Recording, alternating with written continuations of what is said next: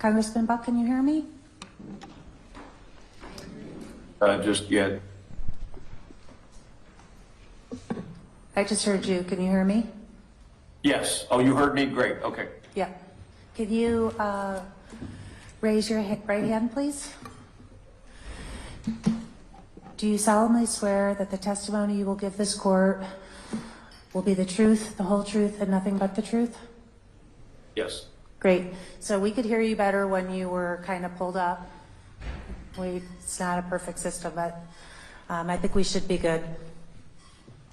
Okay. I will stay at this distance then. Great. And just let us know if for some reason you're having trouble hearing or anything.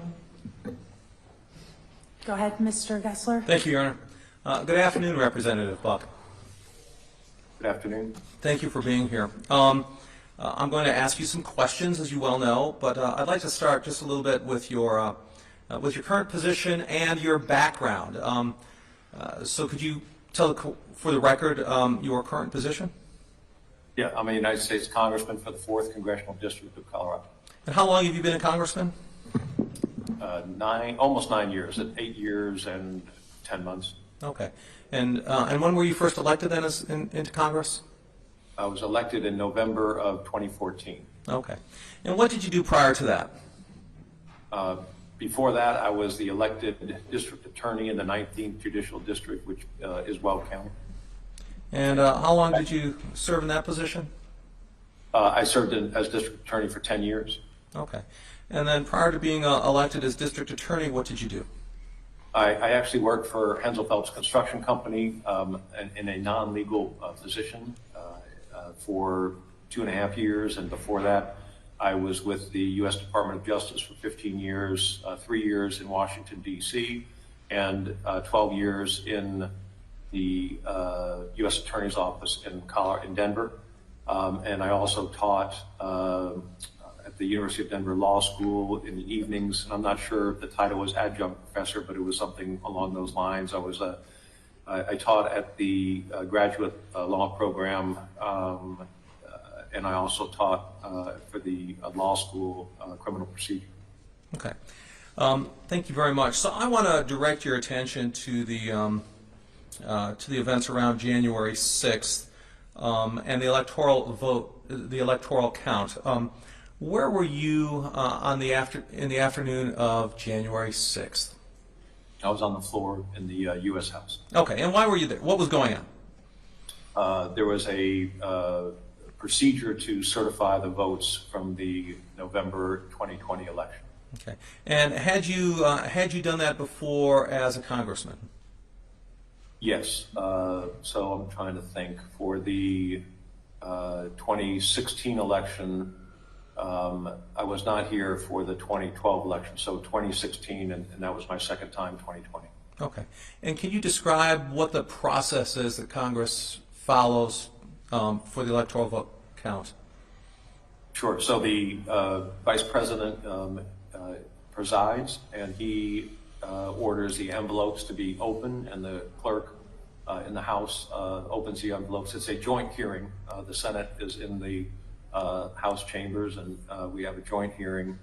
The envelopes are opened, and the electoral votes from each of the states in alphabetical order is announced. Okay. But that's how it's supposed to work generally, I guess. Okay. And what role does does Congress play? Are you merely bystanders to that? Bystanders, or does the Congress play a role in that process?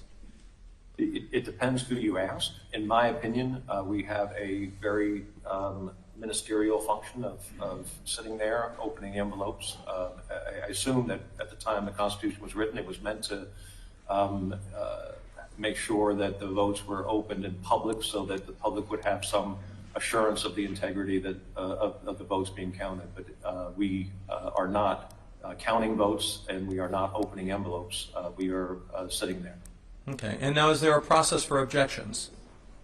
There is a process for objections based on the statute passed around the time of the Civil War, where people could make objections. Again, my understanding is that the statute is there in case there is a dispute of electors certified electors coming from a state. Okay. So I want to go back to January 6, 2017. Were there any objections on the floor at that time? Yes, there were. There were 6 or 7 objections made to different states' electoral count. And can you describe what happened? I can. Jim McGovern from Massachusetts, congressman from Massachusetts, stood up and objected to the votes. I think it was Alabama. And then there were 5 other objections, clear objections to particular votes. Then the last objection, the 7th one, Maxine Waters from California, I don't know if she objected or she just asked if a senator will agree to object with her. So the only way a proper objection can be made is if a House member and a senator both object. And in 16 and in years past, frankly, there have never been, to my knowledge, a senator who has objected, at least in this century. No senator has objected with the House member in the and in 17, January 6th of 17, no senator agreed to object. So all the objections were from House members? All the objections were for House members, and they were not heard because it wasn't properly made. Okay. If a senator, just from a process standpoint, if a senator agrees to the objection, then what happens? Then, this is based on memory. I'd have to have the rules in front of me, but by memory, the objection then is recognized. The Senate goes back to their chambers. The House, there's I think an hour of debate, a half hour from each side, and then there's a vote on whether the objection should stand or not. And then the Senate comes back and convenes with the House, and the next envelope is opened, and the process is continued. Okay. Let's go to January 6, 2021. Were there, when you were on the House floor, were there any objections? Yes. Okay. Can you describe what happened? Yeah, I know Paul Gosar objected to, he is from Arizona, congressman from Arizona. He objected to the Arizona electoral count, and the Vice President asked if there was, Vice President Pence asked if there was a senator who agreed, and I believe it was Ted Cruz who agreed on that, and the objection was proper, and so the Senate then went back to their chambers to debate, and the House started the process of debating that. Okay. So were you in the House as part of that debate? It was in the House. It was unclear to me whether I would be speaking or not. It was during COVID, and so the House had rules on how many seats had to be between each member when they were on the House. There were actually members in the gallery, so it was people were very spread out. But my guess is there are only probably about half the members were actually in the House, on the House floor at the time. Most members were back in their offices, Okay. or at least maybe not most, but a large number of members were back in their offices. Okay. And did anything unusual happen that day? Oh yeah, it was unusual. I'm trying to give you open-ended questions. Can you describe what happened? Sure. We're permitted to have phones on the House floor. I was not getting a signal, so I didn't know what was going on outside the House floor. But the first thing that I knew, a police officer, uniformed officer, came. Actually, no. I think the first thing that happened was a security detail escorted Speaker Pelosi off of the dais, and she was escorted out. And then, of course, everybody's murmuring about what happened. And then it may have been Jim McGovern who took over, but a Democrat member of the majority took over and was acting Speaker at that point. A few minutes later, a police officer came to the microphone and said that tear gas had been dispersed and we were advised that there were tear gas or gas masks, I guess, under our seats, and we should deploy those gas masks, which seems a little odd because we continue to have the debate. She may have also said that the Capitol had been breached. I'm not sure if she said that, but there was clear indication that there was a danger at that point. I can remember within seconds of that happening, a member from the Democrat side up in the balcony area, the gallery, yelled out, "This is your fault." And I'm sitting there without any context for what's going on because I don't have anything, a text from my staff or the ability to go online and figure out what was going on. Okay. And then,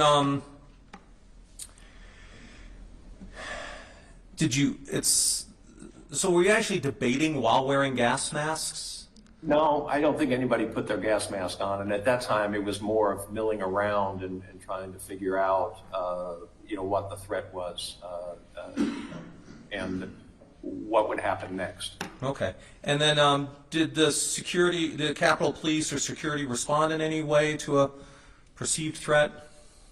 Yes. So after that, and after a few minutes of that, maybe longer, maybe 10, 20 minutes, police officer came back to the podium and said that we would be clearing the House floor. And that's when I saw officers, both uniform and plainclothes, take positions. I sit typically, and on that day I was sitting near the center aisle, and for some context for the court, that's the aisle where the president walks down to give the State of the Union address, and it typically divides the two parties, but I was sitting close to the aisle, and that center door there are big wood doors on the outside, but then the doors on the inside, there is glass above the door on the inside. Okay. And so what did the security police do? Or were they security or police? How should I describe them?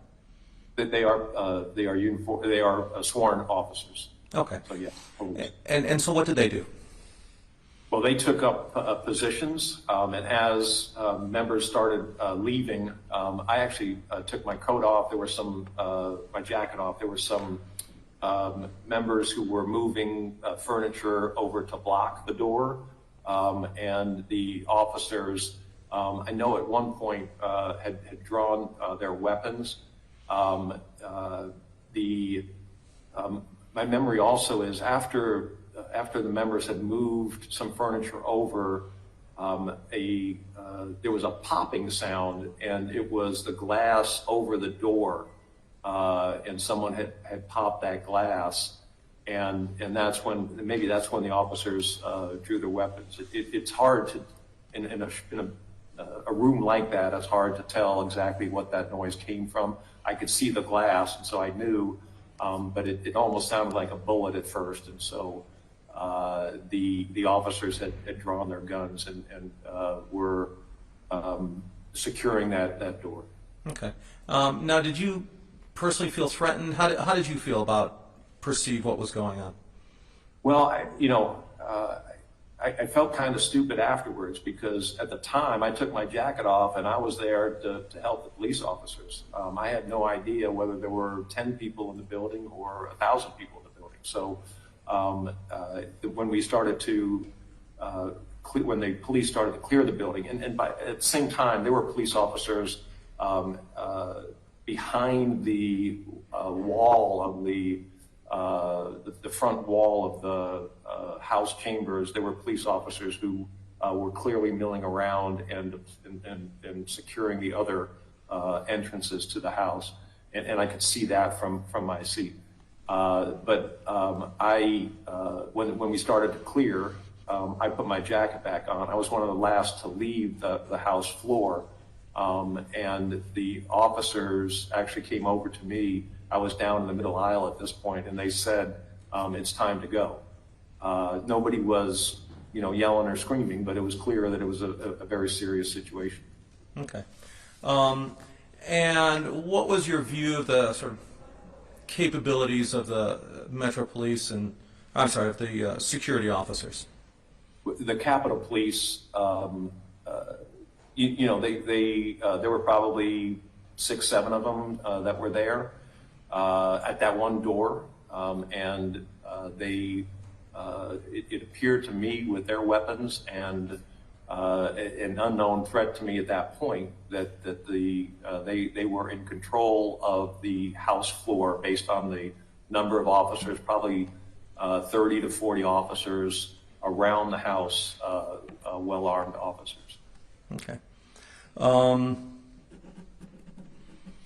And what was your perception as to, well, let me ask you this. Was anyone that you saw shot? No, in fact, I didn't even hear the shot, but the shot would have occurred while I was there, because, like I said, I was one of the last to leave the House floor. But I understood later that a lady had tried to breach the House chambers through the Speaker's lobby, coming in over the door, and she was shot and killed. Okay. So from your perspective, the way the security officers were operating, what did they, were you able to infer any sense of what their protocols or based on their behavior?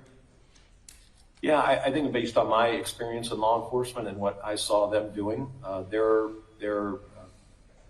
goal, their function was to make sure that there wasn't a hostage situation, to make sure that no members were going to be hurt or taken by whatever the mob was. Obviously, they have earpieces in; they're aware of what's going on, but they were there to secure the floor until the members left. And as soon as the members left, I could see the officers leaving the house at that point. Okay. Leaving the House floor, I should say. And why do you think they left the House floor?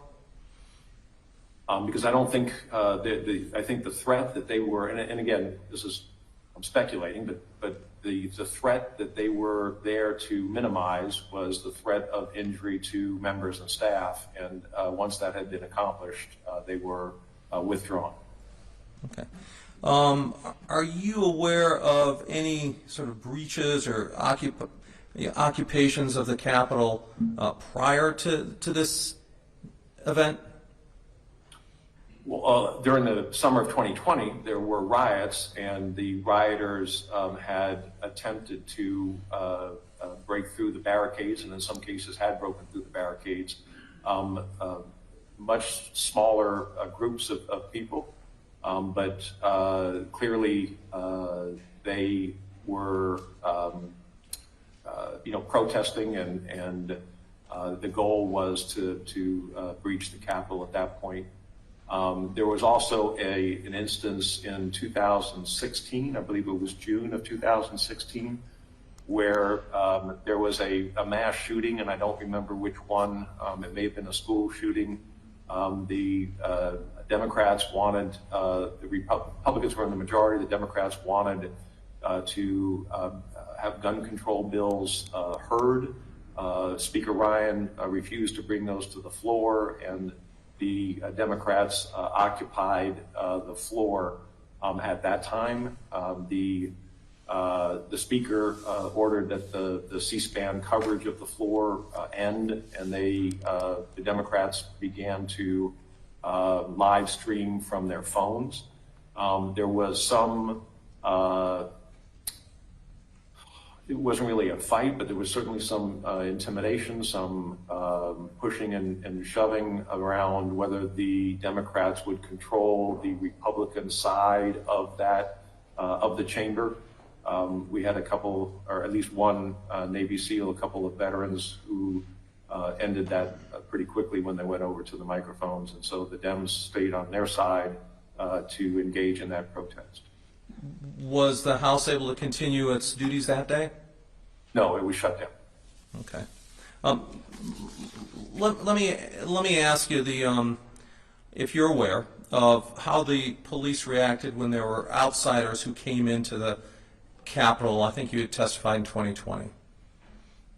Yeah, I don't think they ever breached the Capitol. The protesters were typically protesting in the evenings around the Capitol. The barricades, and they're fairly weak barricades that were set up. They're kind of they look almost like something that you put your bicycle in at a rec department or something. They weren't, very sturdy barricades, but some of the protesters may have breached that particular perimeter, but to my knowledge, they never got into the Capitol.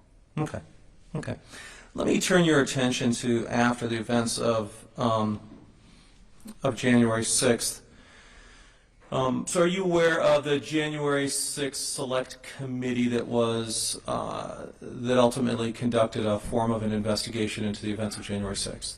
Objection, Your Honor. This is beyond the scope of what the Congressman was provided for. Specifically, he was provided to testify about his experience as a sitting member of Congress at the Capitol on January 6, 2021. Your Honor, I think we had verbally as well told the court that we'd have two congressmen, obviously one we can't, who were going to testify about congressional procedures, including the January 6th committee. That's an event here, and you've specifically asked for evidence about the January 6th committee. That's why Mr. Hafey is going to be testifying, even though he was not placed on the petitioner's witness list. And so that's in response to that as well.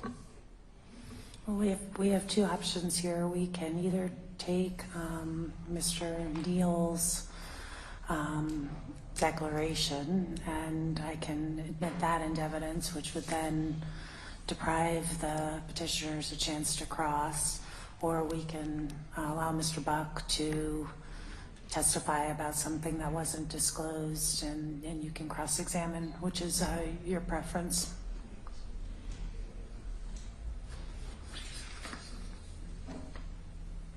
If I can have just a moment, Your Honor. Sure.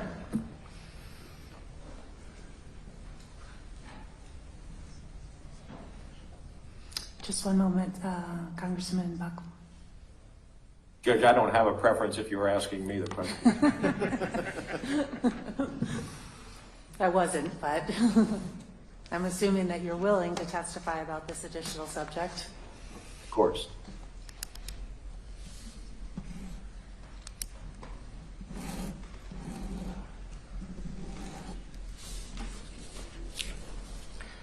Your Honor, I think we're fine if the Congressman wants to testify about that, as long as we're able to ask him about post-January 6th events as well.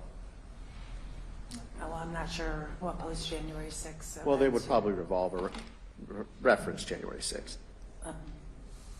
That's As long as we had some leeway in asking him questions. hard for me to rule on giving you leeway when I have no idea what that will be, but let's proceed with his testimony and play it by ear. And just so you know, our position, Your Honor, we're going to ask Representative Buck about the January 6th committee and its processes, and we certainly agree that's fair game for cross-examination. But any events after January 6th that ever reference January 6th, we'll probably object if it goes beyond the scope of our direct, certainly, Your Honor. Well, I'm just going Your to Honor, rule as the objections come. Fair enough, Your Honor. in that case, we would accept Nell's declaration instead. I'm sorry, we would accept. We would accept Congressman Nell's declaration instead. Well, let's hear what Congressman Buck has to say, and you're going to get a fair chance to cross-examine him. Representative Buck, But before we move on to that, I'd like to ask him just one question about his prior testimony. sure, Your Honor. So, Congressman Buck, could you see when you were in the chambers and you said that the police officers are all putting up barricades, etc., and could you see what was going out in the hallway, or are you kind of just in a vacuum at this point, in the sense that you see them seeming to prepare for something but don't know what's going on outside the room?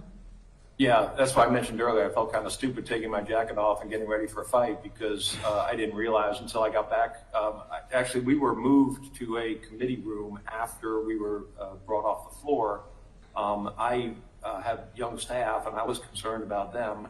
And so I came back to my office rather than the secure committee room, and I saw on TV what was going on, and I thought, oh my goodness, that there are a lot of people out there. Thank you. Congressman Buck, if I may ask you, how did you get from the Capitol back to your office? There's a series of tunnels underneath the Capitol building that connect the House offices, the Senate offices, the Library of Congress, all connected with a series of tunnels, and that's how the police escorted us through those tunnels. Okay, thank you. So, so let's turn to the January 6th committee. To your knowledge, how are members of committees through the normal process chosen? So what happens is I can give the January 6th as an example, but the speaker announces that there will be a January 6th committee. There will be X number of Democrats. I don't know if it was 8 or 9 Democrats on the committee. There will be, I think she said 5 Republicans on the committee. And at that point, she started naming the Democrats within, a week or 10 days. She started naming the Democrats for the committee, and the Republican leader at the time, we were in the minority at the time, the Republican leader, Kevin McCarthy, named 5 Republicans. I know 3 of the names, Jim Jordan, Jim Banks, and Kelly Armstrong, were named to that committee. Speaker Pelosi then denied Jim Jordan and Jim Banks and said they would not be seated on the committee. And at that point, the minority leader, Kevin McCarthy, withdrew all 5 names and refused to have anybody from the Republican Party sit on the committee.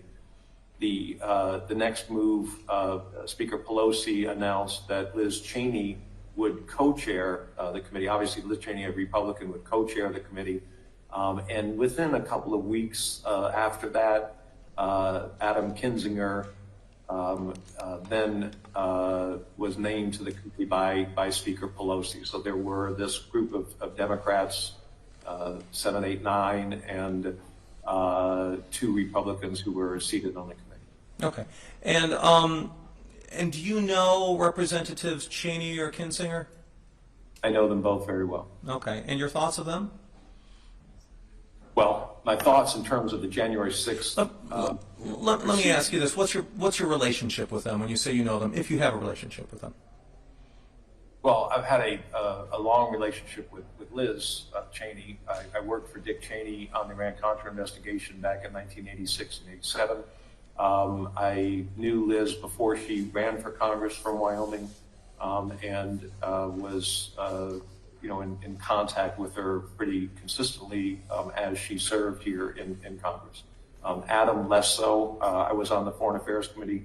He was on the Foreign Affairs Committee, so we saw each other during committee work and had some conversations, but he was not a particularly close friend or colleague. Okay. So they were appointed to the January 6th committee. To your knowledge, what were their views towards the January 6th events when they were on the committee? So after January 6th, Speaker Pelosi, understand the time frame. We've got January 6th, and then January 20th is the inauguration for the new president. Between January 6th and January 20th, Speaker Pelosi announced an impeachment proceeding against President Trump, and there was actually a vote on the floor. Both Liz Cheney and Adam Kinzinger voted for impeaching President Trump. I think of the 200 some odd Republicans, maybe 10, 12 voted for impeachment. So it was a fairly small minority, 5% of the overall conference voted for impeachment, and they were 2 of the Republicans who voted for impeachment. Okay. Let me go back to Liz Cheney. Do you, you talked about contact. Do you consider her a friend, or how would you describe that? Harry Truman said, if you want a friend in D.C., get a dog. I think that Liz and I were, acquaintances, and we, shared stories on occasion. I've never been to her house to eat. She's never been to my house. We haven't seen much of each other, but certainly had a friendly history together. Okay. So she and Adam Kinzinger were on the floor. Based on the vote for impeachment, as well as any other knowledge you have, did they represent the opinions of the large majority of the caucus? On what subject? With respect to the events of January 6th. Well, I don't think they represented the views of most of the Republican conference, because most of the Republican conference, 95% of the Republican conference did not vote for the impeachment of President Trump, and they did. So in the sense of where they were on January 6th, I think they stood out alone. Were there other Republicans then who had different perspectives or viewpoints than Representatives Cheney or Kinzinger that did not serve on the committee? Well, the five Republicans who Leader McCarthy assigned to the committee did not serve on the committee and did not share the views of Liz Cheney or Adam Kinzinger. Okay. I'm going to represent to you that Representative Swalwell testified earlier, and that there was a text from him referring to Representatives Cheney and Kinzinger, in which he was saying that Representative Cheney and Kinzinger, he was happy that they were on the Democrats' team with respect to January 6th committee. Is that an accurate description from your point of view? You know, I would have a tough time answering that question. They were clearly they shared the view on impeachment of President Trump for the actions that occurred on January 6th. I would say that when it came to most of the votes that were before the House, they did not share the views of the Democrats and how they voted on other subjects, but clearly on the January 6th issue, they had similar views. I don't know. You know, I don't think any Democrat wants to be known as being on a Republican team or the other way around. Okay. Okay. And did you perceive any problems? Well, let me ask you this. Were there any other Republicans that served on the January 6th committee besides Representatives Cheney and Kinzinger? No. I actually called Kevin McCarthy because of my background as a prosecutor, and I asked Kevin if I could get his permission to seek to serve on that committee, because I thought it was important that witnesses were cross-examined and documents were challenged. And Kevin told me that he did not want me serving on that committee, and he didn't want anybody else serving on the committee, any other Republican serving on that committee. Why was it important for witnesses to be cross-examined and documents to be challenged?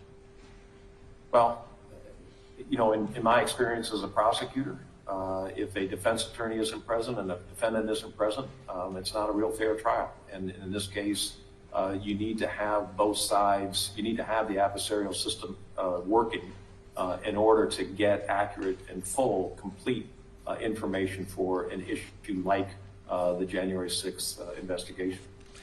Did you think that Representatives Cheney and Kinzinger would sort of fulfill that role of, that role of ensuring that the adversarial process was carried out? I think they both do their best to be fair, but I do think that they were more aligned with the result that the Democrats were looking for than, for example, Jim Jordan or Jim Banks or Kelly Armstrong would have done. So I think that it was not as adversarial and it was not as challenging for the evidence as it would have been if the 5 members appointed by Leader McCarthy or others in conference were allowed to sit on that committee. Do you think you would have fulfilled that role had you been on the committee? I would have done my best. I think that it would take more than one person because there were so many documents, so much evidence that was considered, but certainly I would have done my best. I worked, as I mentioned before, for Dick Cheney on the Iran-Contra investigation. We had a adversarial system, and we had a minority report on the Iran-Contra investigation on areas where we didn't agree. There is no minority report in this in the January 6th investigation because there was no minority. It was one viewpoint that was shared. So when, well, let me ask you that. So Speaker Pelosi, did she, when she rejected or refused to allow certain appointments by Representative McCarthy, in your experience in Congress, was that a normal event? It was not normal in the history of Congress. Speaker Pelosi, on one or two other occasions, had removed members from committees. I know that Marjorie Taylor Greene was not allowed to sit on committees because of statements that she had made before winning her seat for Congress, and I know that Paul Gosar was removed from committees. In the past, it has typically been the party of the person who is alleged to have committed some wrongdoing that removes the person from committee seats.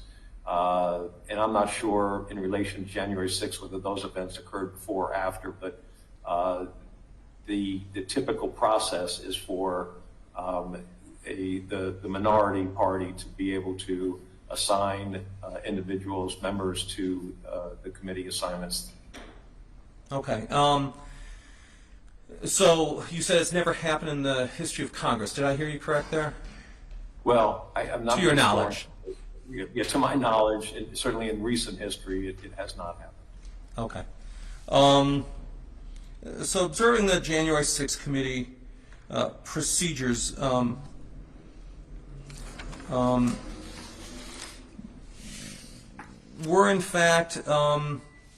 was in fact the evidence that was submitted to the committee subjected to the adversarial process? No. And why is that?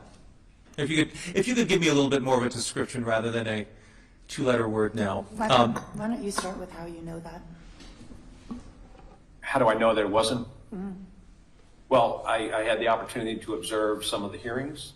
I have had the opportunity to read parts of the report, and I've had the opportunity to talk to some of the people who were alleged to have done things in the report and heard their side of the story, and they were never questioned.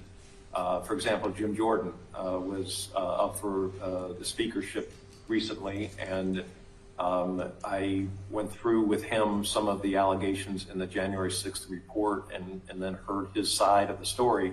Those were not included in the January 6th report. And based on the makeup of the committee, there wasn't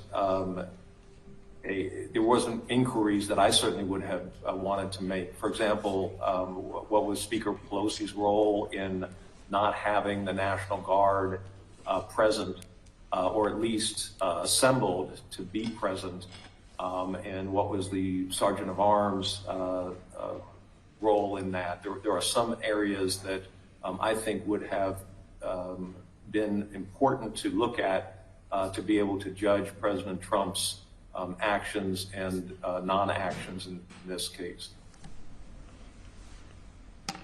Do you know if there were any members on the committee who subpoenaed or produced evidence for witnesses that were supportive or sympathetic to the proposition that January 6th was not an insurrection and was not caused by President Trump?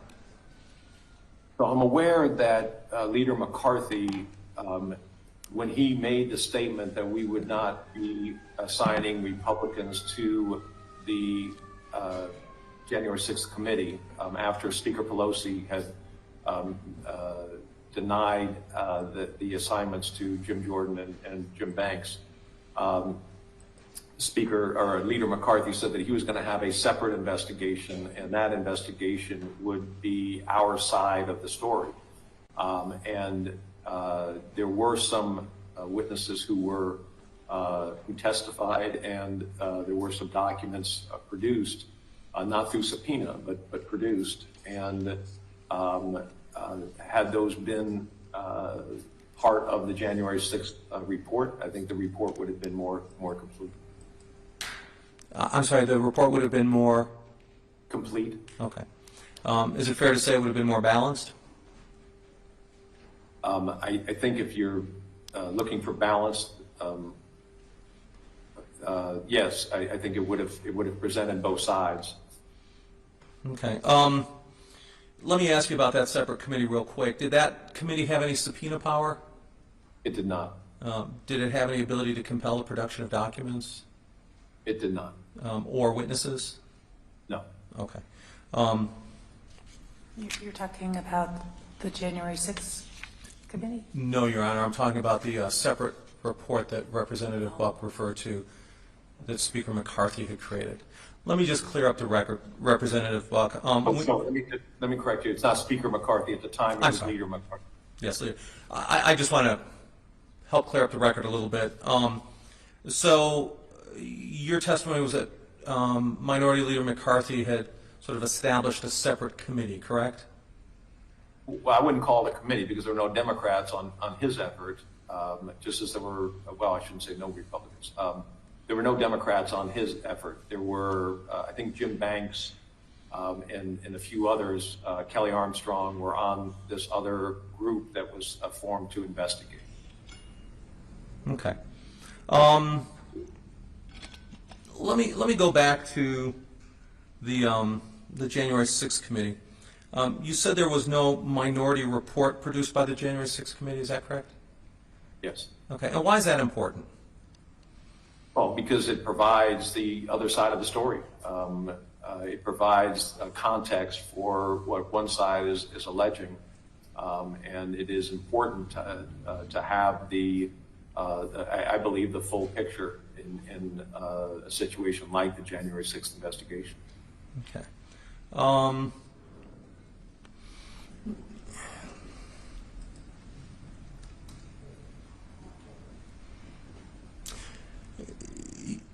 You had said when you spoke with Representative Jordan that there were things that he said that were either much different or provided a much different context than what appeared in the January 6th report. Can you explain that in a little more detail? Sure. So This is hearsay. Yeah. Your Honor, we're not introducing anything for the truth of the asserted, for the truth of the matter asserted. We're introducing information that shows the January 6th committee had one perspective, and that the perspective that Representative Jordan provided was much different. So we're using this to demonstrate the incompleteness and one-sidedness. Not that one side is true versus the other. I know we have other arguments about that, but I'm not looking to get the contents of either side. It's the difference between the two that matters. Your Honor, the congressman has already testified to the difference. We don't need to get into what Jim Jordan said. Well, he said that if I recall, he said that Jim Jordan had a different perspective on something. I don't think we've heard the details of what it is. So Mr. Congressman Buck, you can tell, if you wouldn't mind just telling the court what type of disputes Mr. Jordan had, rather than just repeating what Mr. Jordan said. Sure. One example would be the report stated that Jim Jordan refused to testify. Jim's statement was that he received a subpoena, and they were in the process of negotiating a date for his testimony, and then the committee staff never got back to his staff. So he says he was willing to testify. The report says that he was unwilling to testify. There were a few issues like that. He sent a tweet. He sent a text to Mark Meadows. I believe it was January 2nd. And in the text, the allegation in the report is that Jim Jordan advocated for the decertification, and Jim's statement to me was that he attached a law review article or a legal analysis, I guess it wasn't a law review article, legal analysis to Mark Meadows, the chief of staff, to examine in terms of whether they could. So he says he wasn't advocating, but he was providing information to the White House on that subject. Your Honor, I'll renew my objection to hearsay and move to strike because he said Jim Jordan says this, Jim Jordan says that. I'm going to accept the testimony just for the limited purpose of that there were things that maybe Mr. Jordan would have liked to have told the House committee that he wasn't able to. Thank you, Your Honor. Representative Buck, let me ask you, why do you know so much detail, or why were you so interested in discrepancies between the committee report and why did you spend so much time learning about that from Representative Jordan? Jim Jordan was a candidate for Speaker. He was actually the Speaker nominee for the Republican Party in the recent Speaker issue that was going on in the last few weeks. Okay. And so it's fair to say you spoke with him at length about these issues as part of that process? He came to my office one evening in the middle of his time as Speaker nominee, and we sat down for about an hour and 10 minutes. Okay. To your knowledge, were any of the witnesses before the January 6th committee cross-examined? I don't know that the concept of cross-examination is really part of what the committee process is. There are questions from Republicans, questions from Democrats, typically in a committee process. It is not as clear as in a courtroom that one side is cross-examined. Okay. To your in your view, and based on your observations attending the committee meetings, were questions placed to witnesses that were an effort or seeking to elicit testimony that ran contrary to the thesis that President Trump caused an insurrection? I want to object, Your Honor, because Mr. Getzler's characterized it as Congressman Buck attending the committee. I don't believe Congressman Buck was on the committee. Congressman Buck, when you talked about attending hearings, were you referring to the public hearings? I didn't attend. I saw some public hearings on television, but I was not in attendance personally. So is that what you were questioning him about when he... His observations, yes. You can answer. Could you restate the question? I'm sorry. I don't know if I can. I will try, though. And maybe if you could do it a little less leading would also be good. I'm sorry, a little less Leading. leading. Yes, Your Honor.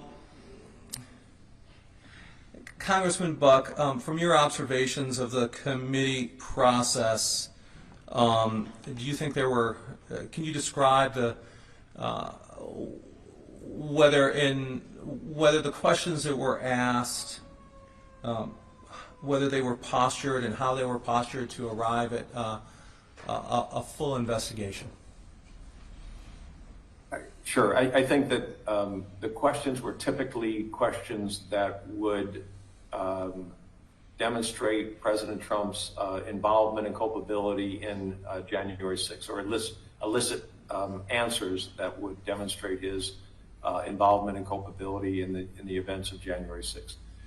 As an old trial lawyer, I listened to a lot of those questions, and probably as most trial lawyers thought I was Clarence Darrow and I could have asked a better question, or I could have made an objection on hearsay or something at the time. So I tended not to watch a whole lot of what happened because it didn't seem to me that the process was set up in a way that would sort of elicit the whole truth in those hearings.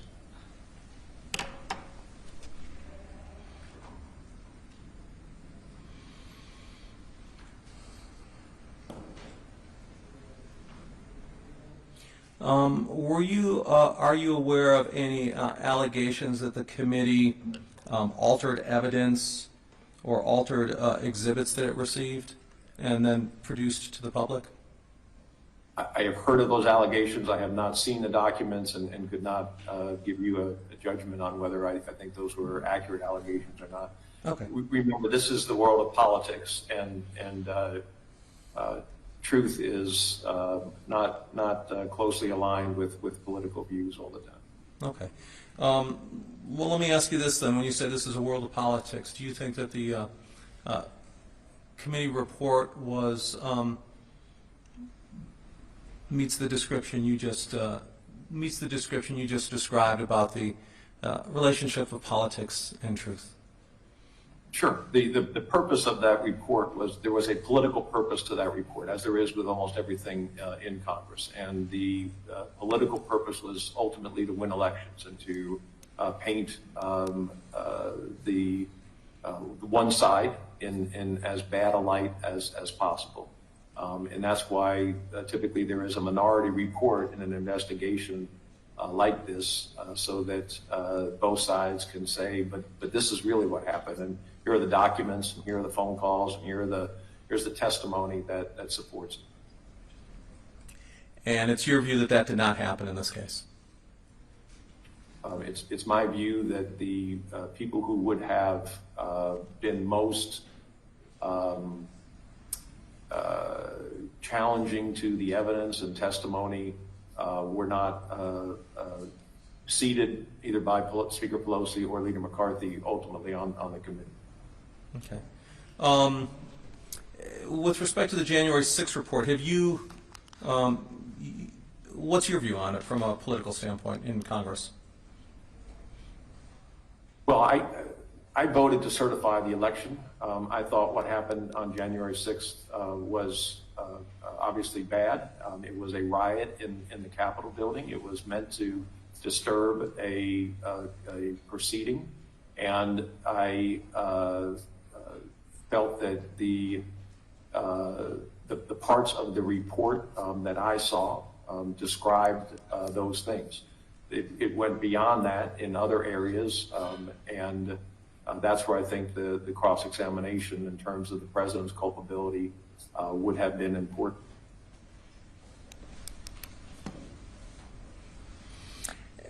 And with the deficiency, and why do you think it would have been important? Because I think that in order to be able to judge someone's it's like going into a courtroom as a prosecutor and not having a defense counsel or defendant. I think in order to be able to judge someone's culpability, you've got to be able to hear both sides of the story. And in this case, there was not another side. There were people who voted to impeach the president because they made a judgment that he had been involved in the January 6th events, and the other side was not present for one reason or another. Was not present to be able to portray the other side of the story. Thank you very much, Congressman Buck. I appreciate your testimony today. I have no further questions. Your Honor, can we have a short break just to discuss some issues? Obviously, this went beyond the scope of what we originally prepared for. We're looking for 5 or 10 minutes. Sure, given I think I have a schedule generally, let's just take a 15-minute break before cross-examination. Does that work for you, Congressman Buck? The bells are going to go off soon for voting, but I will certainly be available after votes, but hopefully votes are delayed, and I will do my very best to be here. Why don't we make it 10 minutes then, so we can hope to get you done, but we'll work with your schedule, okay? Thank you very much. So we'll reconvene at 2:05.